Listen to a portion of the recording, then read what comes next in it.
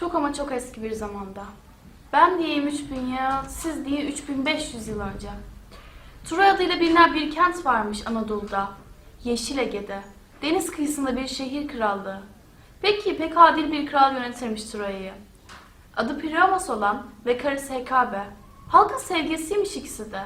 Ticaret yapar, tarımla, hayvancılıkla uğraşırmış çalışkan Troya halkı. Kutsanmış bir kentmiş Troya. Güneş tanrısı Apollon ile deniz tanrısı Poseidon'un ölümlerle birlikte çalıştığı, sırtlarında taşlar taşıyarak kent kurulurken, Herakles sağlamış ilk kez bu kutsanmış kente. Laomedon'dan sonra kral olan Priamos çok güzel yönetmiş ülkesini, halkını, zamanı gelince elinde kılıç ve kargı, savunmuş yemyeşil Troya topraklarını. Ege'nin karşı kıyısı Aka ülkesi. Kıskanırlarmış Akalar zenginliğini Troya'nın. Kıskançlık düşmanlığa dönüşmüş sonunda. Binmiş teknelere binlerce savaşçı, kuşatmışlar gelip Troya'yı. Yaşam bolluk içinde sürüp giderken Troya'da hamile kalmış Kral Priamos'un karısı güzel Hekabe. Doğunca bebek bir çobana vermişler götürüp bıraksın diye İda Dağı'nın eteklerine. Onlar böyle düşünse de başka türlü gerçekleşmiş olay. Kıyamamış çoban bebeği bırakmaya. Yapayalnız, ıssız bir dağ başında evlat edinmiş bebeği Paris adını vermiş. Bir şölen düzenlenmiş bir gün Olympus'ta. Tüm tanrılar, tanrıçalar çağrılmış ama unutulmuş biri. Olur ya, gözden kaçıvermiş ara bozucu tanrıça Eris. Çıka gelmiş şölene elinde bir altın elmayla. Üstünde en güzel tanrıçaya yazılı. Zeus'un karısı Hera, kızları aşk tanrıçası Afrodit ve erdem tanrıçası Athena atılmışlar hemen. En güzel benim diye. Almak istemişler altın elmayı. Sıkılmış Zeus bu çekişmeden. Bağırmış. Gidin bir insana sorun hanginiz daha güzel. Bulun bir ölümlüyü son kararı o versin. Bu çekişme artık bitsin. Hiç gelmemiş aklına yapacağı seçimle insanoğlu daha büyük dertte açacak başına. Olimpos denilmiş üç güzel tanrıça, koyunlarını otlatan Paris'i görmüşler. Sen seçeceksin demişler, içimizde en güzel olanı. Yeryüzünün en güçlü ordularını, en korkusuz savaşçılarını veririm emrine, demiş Hera, beni seçersen eğer. Benim sana armağanım sonsuz bir bilgelik ve erdem, demiş Athena. Yeryüzündeki en güzel kadının aşkını vereceğim sana, demiş Afrodit, beni seçersen eğer. Uzun uzun düşünmüş Paris, Afrodit'e uzatmış elindeki altın elmayı. Yanlış seçim yaptın evlat, diye homurdanmış Hera.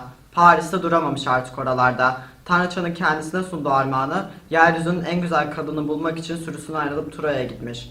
Kendine bir taht kurmuş Troya halkının gönlünde. Sevilmiş, övülmüş, alkışlanmış Paris. Uğradığı her limanda, gittiği her kentte o güzeli aramış Paris. Sonunda bulmuş onu karşı kıyıda. Akaların ünlü kenti Sparta'da. Güzeller güzeli Helena'ymış adı. Ama evli bir kadın. Kocası Menelaos, güçlü Sparta kralı. Güzeller güzeli Helena ve yakışıklı Paris. İlk görüşte aşık olmuşlar deliler gibi. Yeryüzünün en büyük aşkı yeşermiş yüreklerinde. Öyküsü bugün bile dillerde. Gözü görmemiş hiçbir şey Helena'nın Paris'e duyduğu aşktan başka. Paris'in gemiyle yaklaşırken Troya kentine, Menelaos öfkeden kudurmuş, yemin etmiş kendi kendine. Bunun ucunu mutlaka alacağım diye. Çok güçlü bir ordu gerek diye düşünmüş Menelaos. Tam 1000 gemi doldurmuş gözü pek savaşçılarla. Ölmek var, dönmek yok bu savaştan. Kimse sağ çıkamayacak Troya'nın sularından diye bağırmış Agamemnon. Çekmiş kılıcını Menelaos. Gidiyoruz diye dolaşmış gemileri.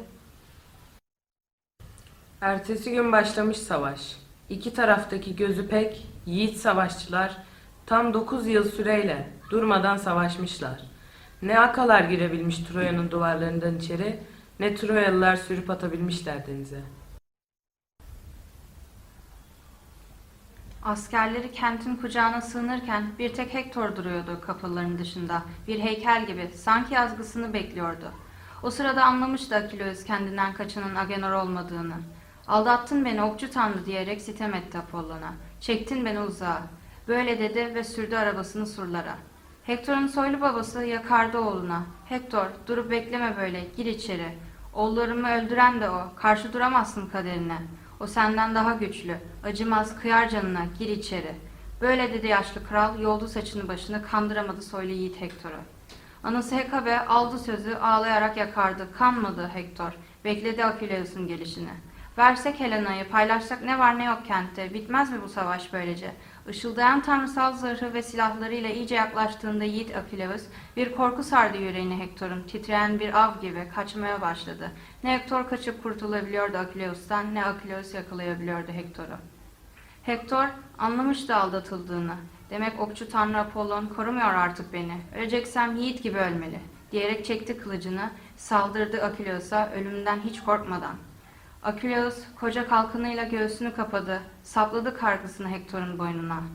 Ölürken Hektor hatırlattı ona yazgısını, dedi, sen de geleceksin Hades'e benim yanıma, Paris'in attığı Apollon'un yönlendirdiği okla sen de geleceksin tanrıların oyununa. Böyle dedi ve öldü Hektor, uçup gitti. Sen öldükten sonra ben de razıyım yazgıma, dedi Akileus. Koca kent dolmuştu bir uçtan bir uca, hıçkırıklarla.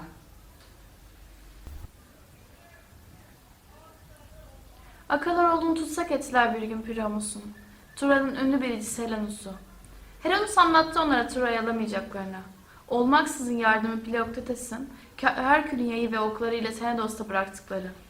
Bir yılanı sokmuştu onu çok kötü koktuğu için yarası. Bırakmışlardı bir adaya tek başına.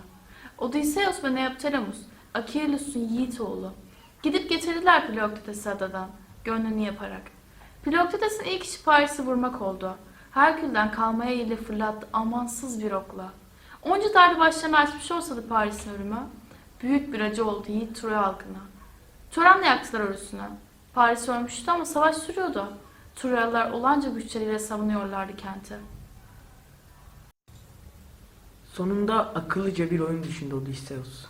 Epeus adlı biri kocaman bir at yaptı tahtadan, tanrıça Athena'nın yardımıyla.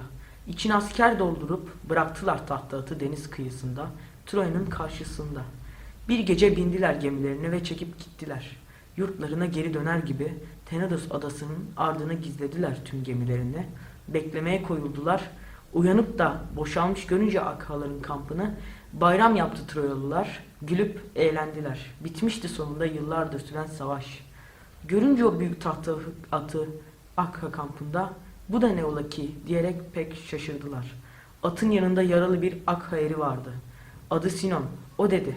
Bu at tanrıça Athena'ya bir armağan. Nasılsa sığmaz böyle büyük bir at kapıdan.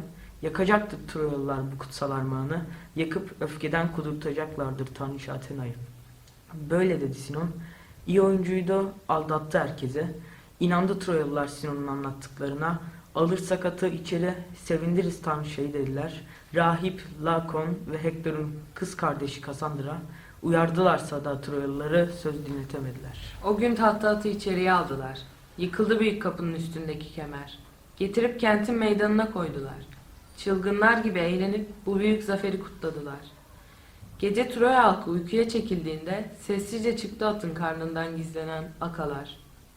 İşaret verdiler açıkta bekleyen gemilere. Kentin kapılarını açtılar. Kente giren akalar yakıp yıktılar her yeri. Kılıçtan geçirdiler herkesi. Kadınları esir aldılar. Yakılmadık yer, yıkılmadık duvar kalmadı yeryüzünün en güzel kenti Troya'da. Görkemli tapınaklar bile yakılıp yıkıldı. Tanrılar tapınakların yıkılmasından hiç de hoşnut kalmadılar. Dönüş yolunda akaların başına nice işler açtılar. Başka öykülerle destanlarda anlatılır bunlar. Telef oldu pek çoğu yollarda ölüp gitti. Bir tek bu destan kaldı Troya'dan. Ders olsun diye insanlara binlerce yıldan beri anlatmak için savaşın kötülüklerini.